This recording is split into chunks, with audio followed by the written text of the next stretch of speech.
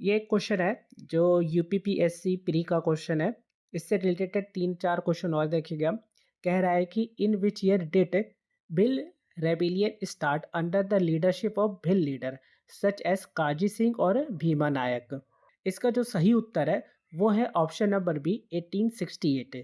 काजी सिंह और भीमा नायक जैसे नेता के नेतृत्व में भीलों का विद्रोह 1868 के आसपास खानदेश क्षेत्र जो कि महाराष्ट्र और मध्य प्रदेश की सीमा में है। भीमा नायक इन्हें निमाड़ का रॉबिन हुड कहा जाता है, जिन्होंने 1857 की क्रांति के दौरान और उसके बाद भी अंग्रेजों के खिलाफ लड़ाई जारी रखी।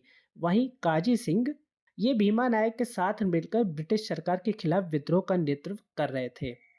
हालांकि जो भील विद्रोह है अलग अलग चरणों में 1818 में शुरू हुआ था, लेकिन काजी सिंह और भीमा नायक के नेतृत्व वाला जो प्रमुख संघर्ष था वो 1860 के बाद हुआ था, लगभग 1868 के आसपास। अगर आपसे क्वेश्चन में ये पूछा जाए कि भील विद्रोह सबसे पहले कब शुरू हुआ था, तब आप 1818 टिक करेंगे।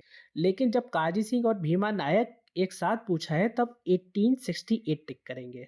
ये जो क्वेश्चन था एसएससी सीजीएल में पूछा गया था 2019 में।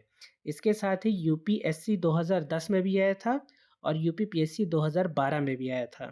नेक्स्ट क्वेश्चन है इसी टॉपिक से रिलेटेड है, जो कि आरपीएससी आरएस 2016 में आया था और एसएससी सीएचएसएल 2020 में आया था। यहाँ पे पूछा गया है कि मानगढ़ धाम नरसंहार यानी मानगढ़ धाम मैस्करे, जिसे राजस्थान का जलियांवाला बाग भी कहा जाता है, ये किस वर्ष में हुआ था।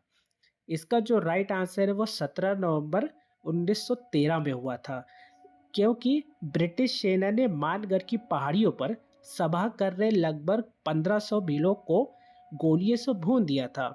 यह गोविंद गुरु के नेतृत्व में चल रहा था और भगत आंदोलन को कुचलने के लिए ये किया गया था।